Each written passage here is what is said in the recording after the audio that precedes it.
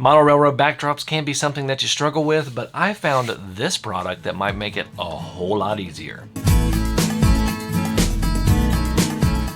This video is brought to you with support from my patrons on Patreon. These videos would not be possible without them, and if you'd like to join the Patreon community, you can follow the link in the description below and join for as little as $1 a month.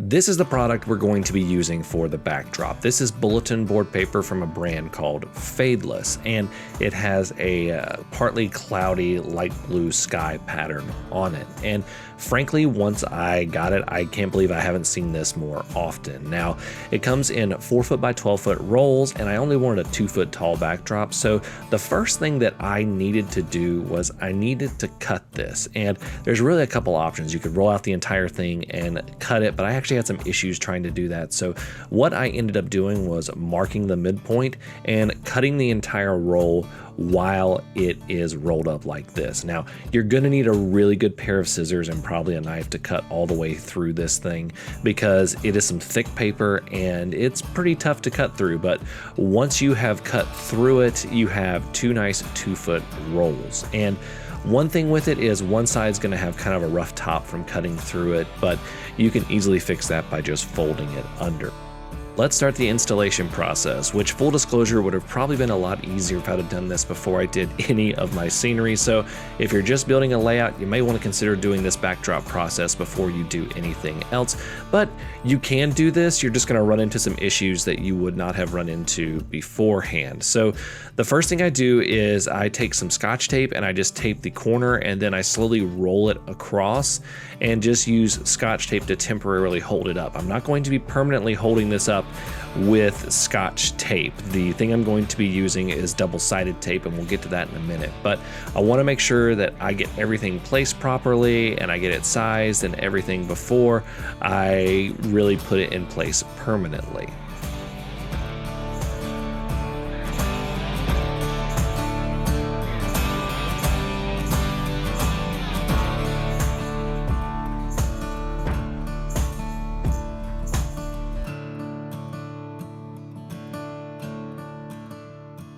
Now, my layout is 110 inches long, which is a little over 9 feet long on this side, and this is a 12-foot roll, which means I'm going to need to cut it. So what I do is I slide it in behind my scenery. I make sure that any of the little creases and cracks, I'm trying not to put too much pressure on it so that the creases come out, but I put the Scotch tape to temporarily hold it in place just right where I need to make the cut and cut the backdrop off. And I can do a little rubbing to get some of the creases out, but again, this wouldn't be an issue if I would have installed it beforehand. Now, I'm just taking a hobby knife, you can do this, or a box cutter or something, and I'm just cutting a nice smooth line along the edge. And then just takes a little bit of work, make sure I get nice even cut because I don't want any tears. And then I've got the edge of this side done. Now it's time to permanently affix the backdrop. So I'm just gonna take that little piece of Scotch tape. I'm not gonna risk ripping the backdrop, so I'm gonna fold it over once I've put my super strong double-sided tape that I will link in the description below in that corner. And then I'm going to put it up on the wall. Now, this tape will rip some of your paint off of your drywall, so just an FYI on that. So if you don't want that to happen, you might want to use a different tape, but I start by going across the top and just taping all the different spots, and then I'm going to move down to the bottom and then tape it, and you can really start to see the backdrop grow taut as I begin to tape the bottom. Now you see I have a little gap between the layout and the backdrop, and that will be filled in the next part of this entire tutorial.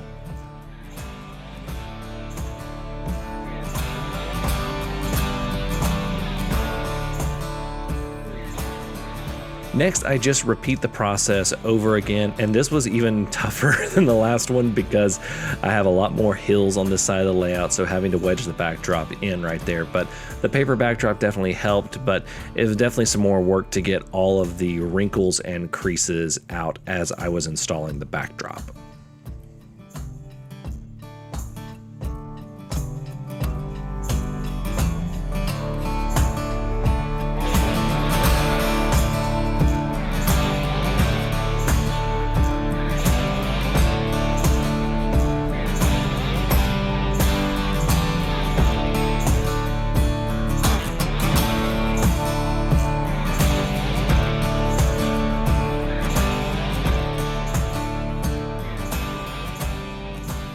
I then cut my backdrop just like the last time, and then I have my 2 separate sections of backdrop. So once this was done, I needed to do something slightly different for this side because the side that I cut on this one was actually the top side. So what I ended up needing to do was put the corners in and also fold the top edges so that I had a smooth line across rather than the really rough line from originally cutting the whole roll apart. So I had to go across folding that whole backdrop in, and I'm folding it less than an inch, but once I did that, I used the double-sided tape not only to mount the backdrop to the wall, but I also used it to hold that fold in place. And it's not going to look perfect at the top because you are folding it in, but it's definitely going to look better than that really rough edge.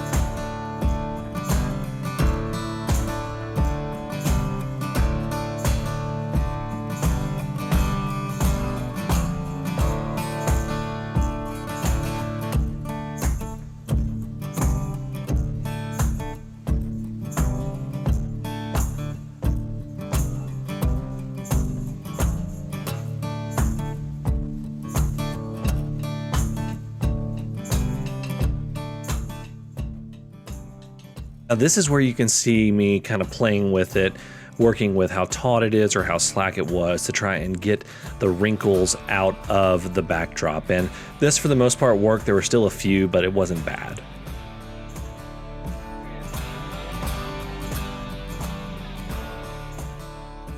Now, that sky backdrop looks great, but I'm modeling the foothills and mountains of the Appalachian Mountains, specifically in North Carolina, and I need some foothills and mountains in the backdrop because the mountains don't just occur right here, they keep going and going and going. So there are 2 reasons that I'm taking the approach that I am. Most people probably say just paint the mountains on the backdrop. Well, I have this printed backdrop that if I mess up painting, I'm going to have to replace, and I just don't want to do that and risk that.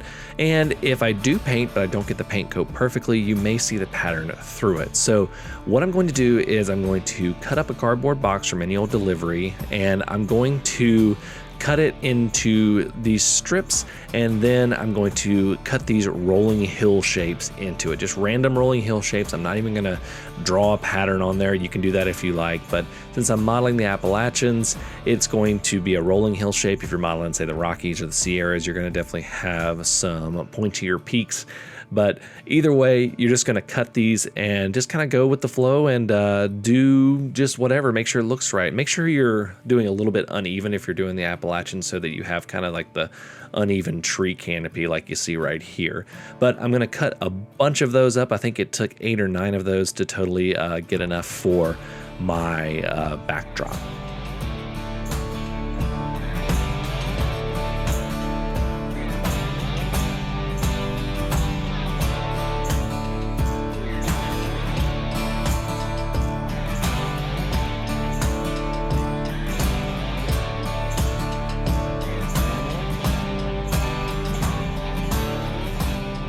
Now it's time to paint, and I'm using various shades of acrylic paint with green, from hunter green to leafy green to foliage green to all of these different shades. And what I'm going to do is, rather than using a brush, I'm going to use some artist sponges to kind of get a more organic, natural texture to my backdrop. So I'm basically just going to kind of mix the colors and just kind of see what comes out, but basically I'm just dabbing with the sponge just over and over and over and over and over until I get a nice kind of natural looking color that kind of suggests that, hey, there's a bunch of different trees that may be different types all over these hillsides.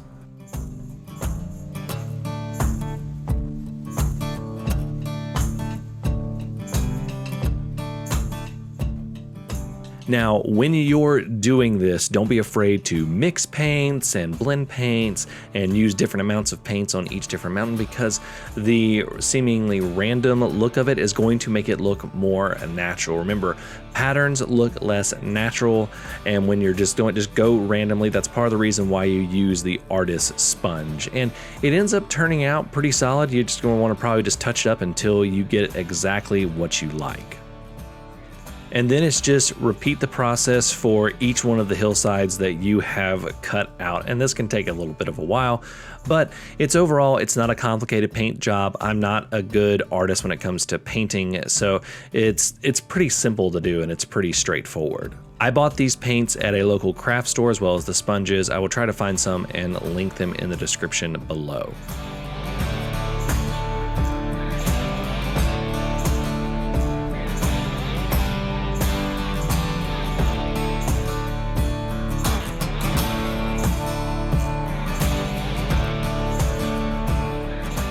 And now, using the same double-sided tape, or you could use something different, I simply slide the little stencils in place and push them in place, and voila, I have a hillside in my backdrop.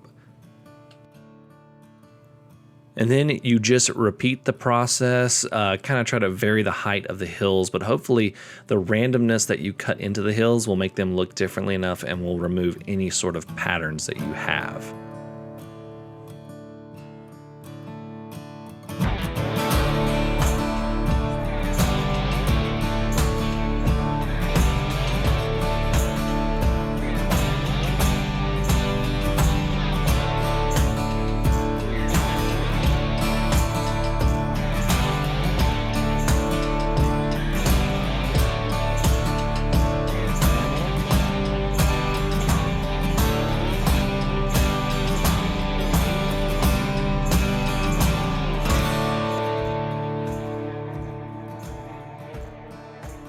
And here is the progress shot so far. It's starting to look really, really good.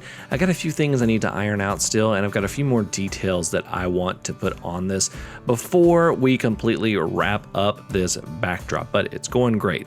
One of those details is I have a bridge that goes across into my backdrop, and I need to do a little bit of forced perspective painting to be able to kind of blend this into the backdrop, because I don't want this just running into a wall of green. So what I'm going to do is, I'm not doing anything crazy. I'm just taking a little bit of gray paint and I'm just kind of extending the road.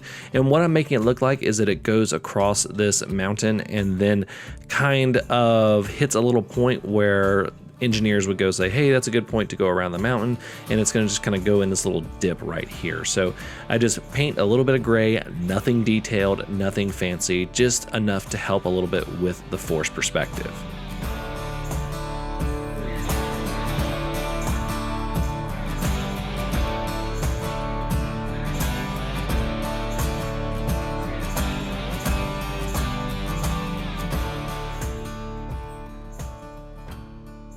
And here is our result so far. It's looking at pretty good, still a few flaws in there, but there is one issue that I have, and that is specifically over on this side of the layout. If you take a look at where the backdrop meets the rest of the layout, it's pretty abrupt. It goes straight from nothing all the way into what would be mountains. So I want to change that up just a little bit, and I'm not going to be able to do too terribly much without getting into something expensive, but what I want to do is basically I'm going to put a little bit of white glue down here, and then I'm just going to take some Woodland Scenics clump foliage and put it all along right here. Just kind of blend it in just a little bit, just so there's not that harsh edge.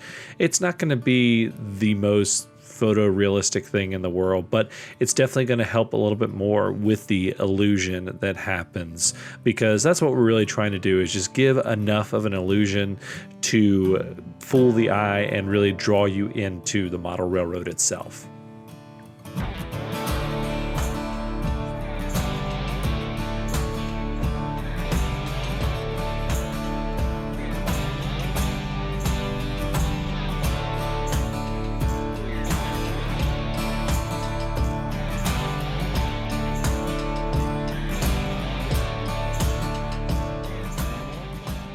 Now, where the backdrop meets the mountain, we're doing something a little bit different, and I'm adding a few more puffball trees just to blend it in. This is for two reasons. One, my puffball tree line didn't go all the way to the edge of that mountain, and now that I have the backdrop in, I can do that.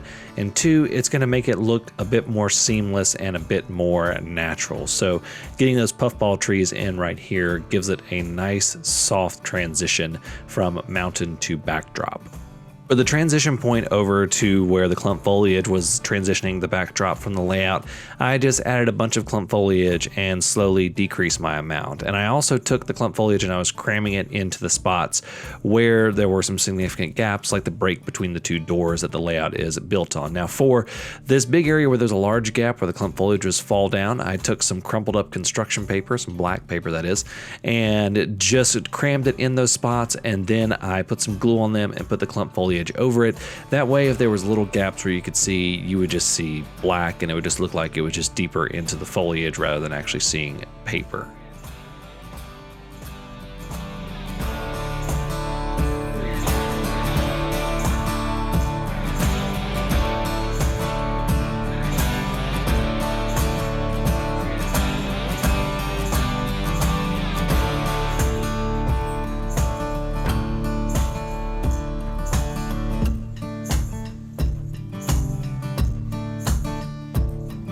And then I took some more puffball trees and built them up underneath the bridge so it doesn't look like the bridge was just going straight into the mountain off in the distance, that there was a little hillside that had been cut through for the track to come through, and that the bridge was just going over that spot.